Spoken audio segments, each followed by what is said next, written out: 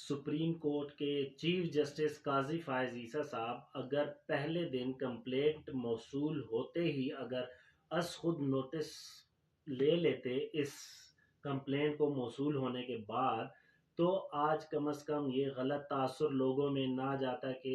supreme court کے جو chief justice صاحب ہیں وہ کسی اور ہی، یعنی کہ ان کے ساتھ یا ملوث ہیں یا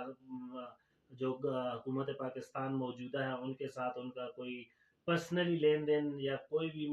ملوث ہونے کا ثبوت، یا جو بھی لوگ پروپیگنڈا بے شک اس کو کر رہے ہیں، لیکن اگر یہ پہلے دن از خود نوٹس لے لیتے تو آج ان کی اور ان کے سپریم کورٹ جو ادارے کے یہ چیف جسٹس ہیں ان کی عزت و وقار بحال ہوتی، ان کا